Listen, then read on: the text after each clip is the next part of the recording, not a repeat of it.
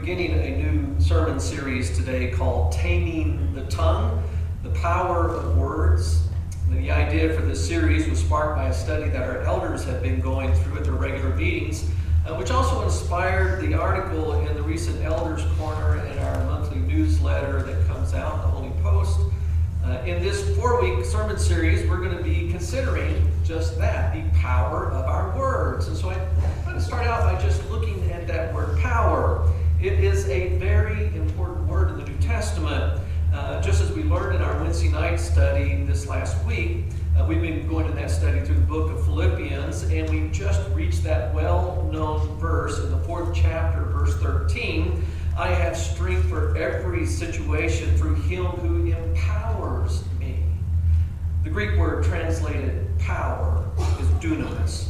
And it is this word that was chosen to describe what happens whenever nitroglycerin is stabilized and then exploded in a controlled way. Dynamite. It's driven off that same word.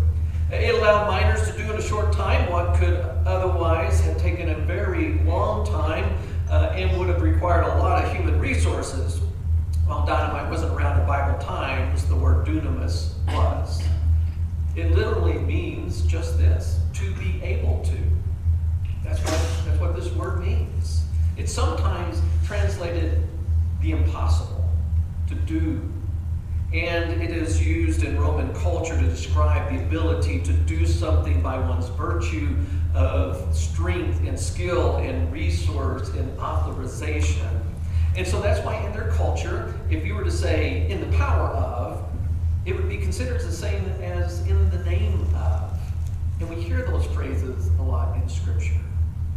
So when we say in the name of Jesus or in the power of his blood, we're talking about what he can do or what he has authorized us who are his disciples to do. Dunamis was their word to talk about what it took to make something happen.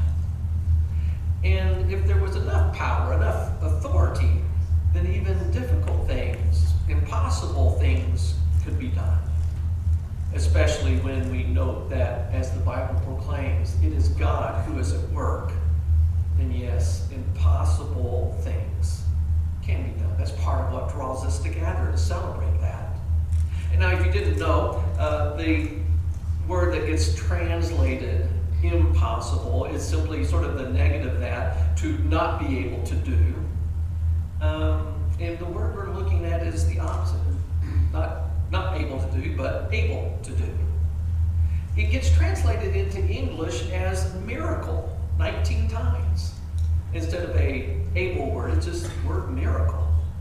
If you are just interested, this word for power shows up 119 times in the New Testament. And I just want to bring that up, not to have an exact count, but to say it shows up a lot. The Bible's clear that our words are powerful. They make things happen. We've all heard some version of the children's poem, "Sticks and stones may break my bones, but words will never harm me." It has been around for a long time because in every age there are those children who bully other children. And to do so, they use their words as well as their might. So those being bullied are taught a little poetry like that to defend themselves by not letting those words get under their skin, even if those words are demeaning or hurtful or what we used to call fighting words. We also know that this bit of childhood wisdom is not entirely accurate. Just as we know that bullying behaviors, doing something that forces someone else to do what you want them to do, is not limited to children. Words used in these ways hurt, even sometimes more so than broken bones. And the damage they cause can take much longer to heal. Now, before we go any further, I want you to understand that this sermon series is not based on a bunch of psycho mumbo jumbo. It's based on a perspective that was held by Jesus. Our words have a lot of power that can be used for either good or evil. Jesus is even referred to himself as the Word that becomes flesh. When I first started talking to people as I was developing this sermon series on Taming the Tongue, I was asked if there's a problem in the church with this, especially after that first Elders Corner came out in last month that focused on slander. And so let me assure you that yes, when someone uses their words in a way that causes someone else harm, whether they intend to or not, it's a problem. It was a problem in the ancient church to which James wrote, or it wouldn't be a part of his letter.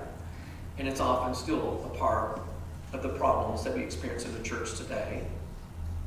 But no, we're not trying to single out any one person or group of people in our congregation. In fact, as the elders were studying about the power of words, they realized that they had better do some self-evaluation of how we've been using our words as leaders before teaching others how to use theirs. I'm pretty sure that all of you understand, because of your own personal experiences, that our words can cause harm.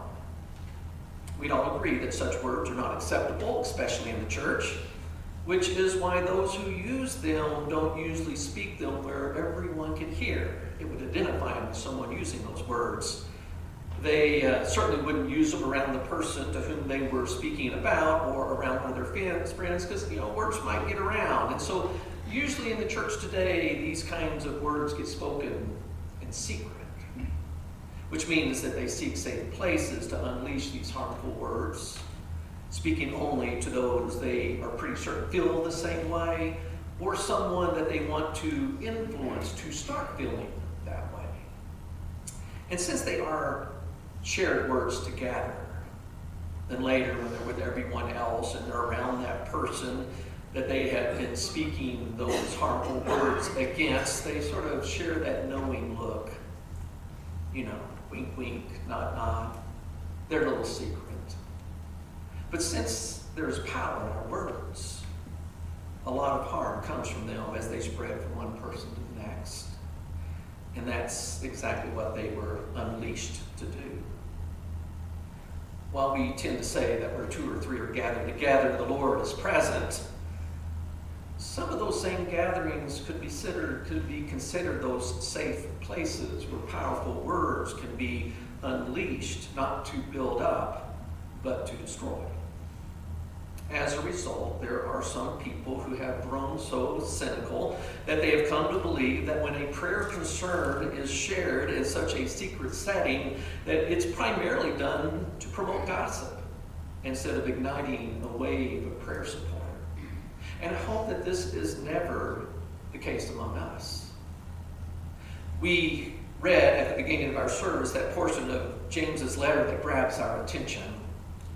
But I want you to get a sense of the context from which those words sprang, especially since we have not been studying this book as a whole, going through it to catch the context. And so I want us to begin at least by reading verses 1 through 12 together. And so let's do that. I'll be reading from the New American Standard Version. Whatever Bible you have, pull it out and read along with me. Let not many of you become teachers, my brethren, knowing that as such we will incur a stricter judgment. For we all stumble in many ways. If anyone does not stumble in what he says, he's a perfect man, able to bridle his whole body as well. Now, if we put the bits into the horse's mouth so that they will obey us, we direct their entire body as well. Look at the ships also. Though they are so great and are driven by strong winds, they are still directed by a very small rudder, wherever the inclination of the pilot desires. So also the tongue is a small part of the body, and yet it boasts of great things. See how great a forest is set aflame by such a small fire. And the tongue is fire, the very world of iniquity. The tongue is set among our members as that which defiles the entire body. It sets on fire the course of our life and is set on by the fire of hell. For every species of beast and bird, of reptiles and creatures of the sea, it's tamed and has been tamed by the human race. But no one can tame the tongue. It is a restless evil and full of deadly poison. With it we bless our Lord and Father, and with it we curse men who have been made in the likeness of God. From the same mouth come both blessing and cursing. My brethren, these things ought not to be this way. Does a fountain send out from the same opening both fresh and bitter water? Can a fig tree, my brethren, produce olives, or a vine produce figs? Nor can salt water produce fresh. I'm stopping there. That's the end of 12. It goes on. I hope that you notice that this section was directed to those who teach, directed at people like me. And so in a way, I'm preaching to myself today and hoping that you get to overhear. James warned those who teach in the church that they will be judged more strictly because of their influence over others. Teachers use the power of words probably more than just about anyone else in the church. And they had better be careful to use this power in their words to bring about what is good, rather than using words that, whether shared in a setting like this, or in a small group, or in a prayer group, or in a counseling session, or just among a few friends, end up causing harm. James also reminded these teachers that if they could just control their tongues, then they'd be perfect. That is, the word that's used perfect there is that they would be able to do what they were meant to do. That is, to live for Christ and to challenge and encourage others to do so. Because if they could just tame their tongue and direct it in this way, then they would also be able to tame everything else about themselves. Man, that's a pretty big ask. When you tame the tongue, in other words, you win the battle of who's really in control of your life. Even if there's still skirmishes that break out every now and then, the victory is shown to be won because the tongue is tamed and everything else will be tamed too. Which meant that James wanted these teachers to not only talk what was the right talk, but he wanted them to walk what was the right walk. He was essentially advocating what the Apostle Paul advised Timothy. Now, Paul sends Timothy to a church that was way off course. Timothy is going there to kind of get him back on course. And Paul tells him this on his way to get there. Let no one look down on your youthfulness, but rather in speech, in conduct, in love, faith, and purity, show yourself an example of those who believe. Now, did you catch that? Paul did not tell him to be an example to those who believe, but he was supposed to be an example of what a person who believes in Jesus looks like, of a believer. If someone were to ask Timothy in this ministry he was sent to do, what does it really mean to follow Jesus, Timothy? He was supposed to be able to point at himself and say, looks like this, looks like me.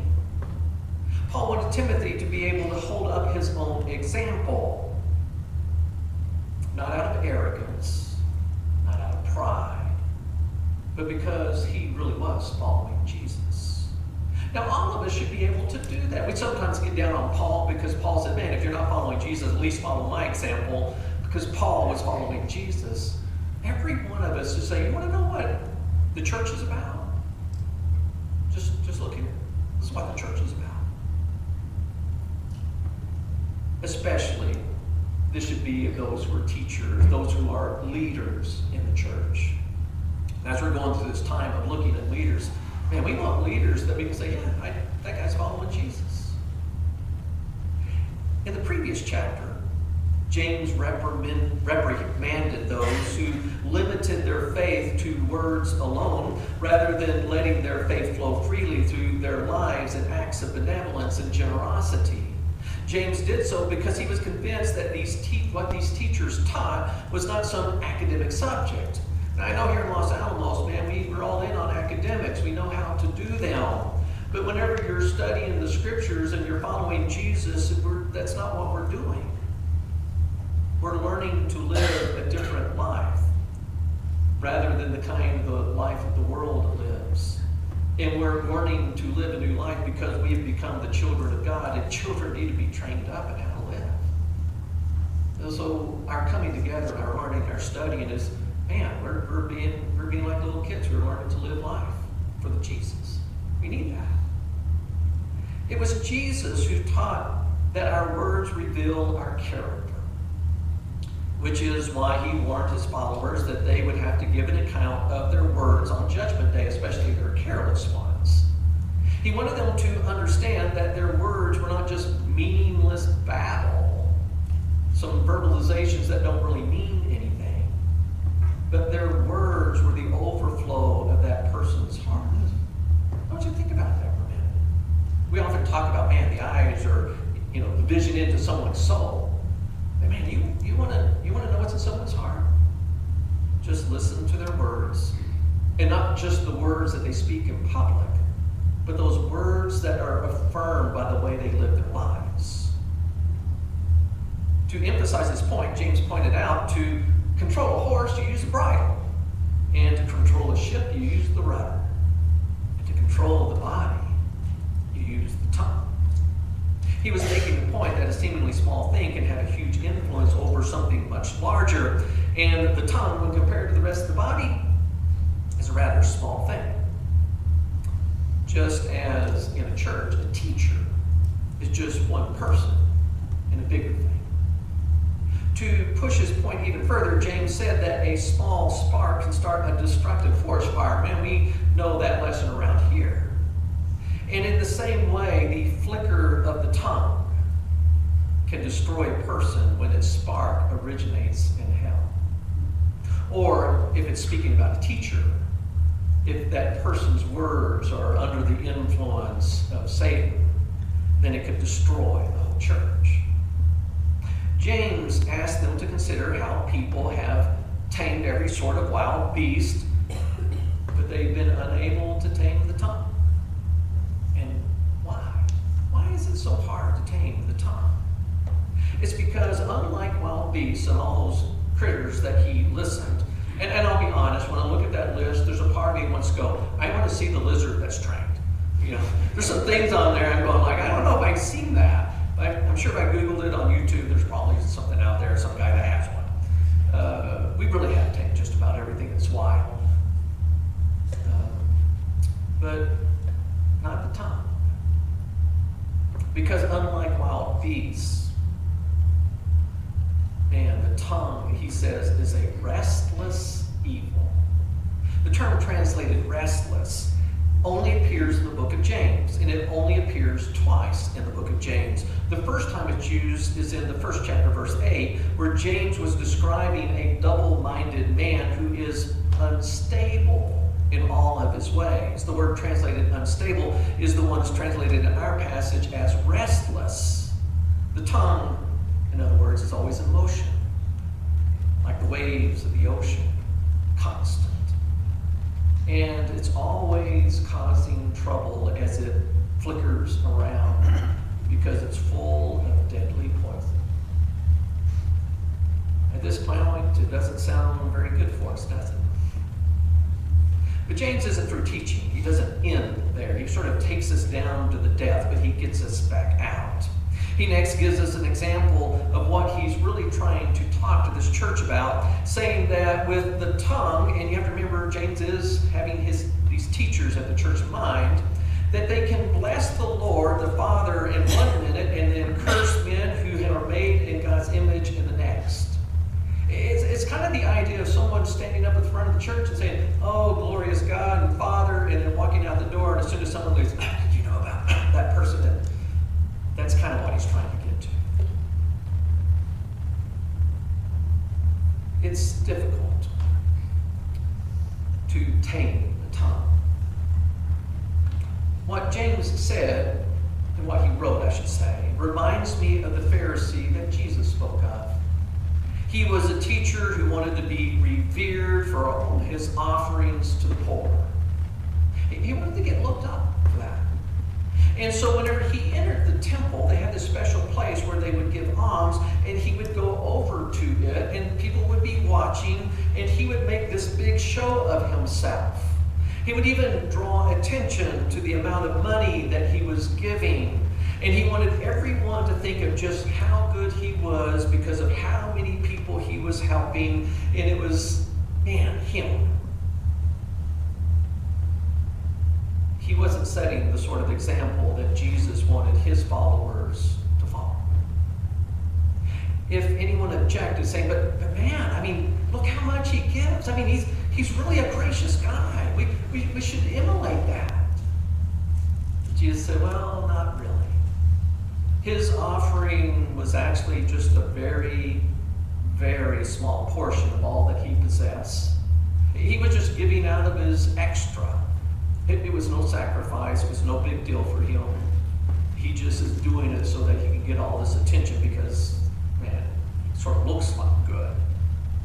And Jesus compares what he's doing to that famous widow whose gift was very, very small, who did not use words to draw attention to herself, even though what she gave represented a huge percentage of what she had to offer, a sacrifice. Of the two, Jesus said, follow her example, not his. Jesus pointed out that the Pharisees' words and his behaviors were not in alignment. He was not setting the example of what it meant to live a godly life, even though he was promoting that. And others would be influenced by him, and they might follow his example. But as Jesus said, he was going to be judged for those careless words of saying one thing, but acting another way. And when that judgment came, he would be standing before Jesus himself. Kind of a frightening picture. In bringing attention to the problem of teachers using the power of their words to cause harm by setting the wrong sort of example that others would follow, which would take them further away from God rather than closer to him, James simply says, this is just not the way it should be in church. And then to illustrate why he felt this way, James gives us some more images to work with. A spring. A spring, he says, man, when you go to a spring, it doesn't have two kinds of water in it. You know, they didn't have different faucets out there. It doesn't have salt water and fresh water. It just doesn't work that way. And a tree, man, it only has one kind of fruit on it. And the vine, it's not going to produce apples. It's going to produce grapes or figs. Or, you know, he says it's just, they're going to have two different kind of things coming out of one person. His point is starting to bring us out of those depths. He is teaching this church that if there are those who teach in the church, they've got to practice what they preach. It's got to be in line with one another. His words need to align with his life. He has to be able not only to teach the truth, but he has to be able to live by that truth. That goes without saying that everyone else in the church should be the same, right? But it's especially important for teachers, for leaders. And while we cannot tame the tongue on our own, Jesus can. Now, if you're to go through the full of James's letter, he would get to this point with you. You can't do it, but Jesus can and does. He can do the impossible. All things are under his power. All authority has been given to him on heaven and earth. Even the unruly, unwavering, unsteady tongue. And his spirit is poured into the lives of the people. I thought it was interesting that the spirit is often imaged as a flame. When it descended on the apostles, it was this flickering flame. It's been told that it's there. It's sort of sometimes called the holy fire. And the Holy Spirit can fill a person, and it too can start by a little spark that spreads a flame that burns a force, but rather than causing destruction, as that word that comes from hell, a word that comes from heaven spreads restoration and grace and mercy. Those who follow Jesus get to do the impossible, because the prince of this world is no longer their master. Those who follow Jesus get to do the impossible. No longer is their tongue this wild, desperate, devilish thing. Now it's under the control of the Spirit. Now it's under the control of God. Now its words spawn from heaven. And by their tongues, because it's tamed by God's power, great healing, great power, great things are done. I'm going to ask the music team if they start making their way forward. When Jesus tames our tongue, we can use it to speak blessings instead of curses. We can use it to spread encouragement rather than slander. When we become a child of God, the old dies and the new is born, and that includes the tongue. His Spirit takes up residence in us, so we have a new fire in us, and we speak His words. And we can do this because our hearts have been changed. And what now flows from our hearts, as Jesus says, the words of the overflow of the heart, is not those ugly old things, but it's the love of God and the love of people. It's the love of what's best for us and not selfish ambition. And as Jane points out, when our tongues have been tamed, everything else will also be tamed in our lives as well. We're going to start having that example that we can point to in our lives. In other words, James was affirming that things really can be different when Jesus is really the Lord of a teacher's heart, of anyone's heart. Their praise of God is backed up by their love of His people. Instead of setting that forest on fire, I'm going to change the image just a little bit. They are springs from which the living water Jesus flows, putting out those worldly flames and pouring out blessings on them. In some ways, we're sort of firefighters. James was absolutely right. You will never be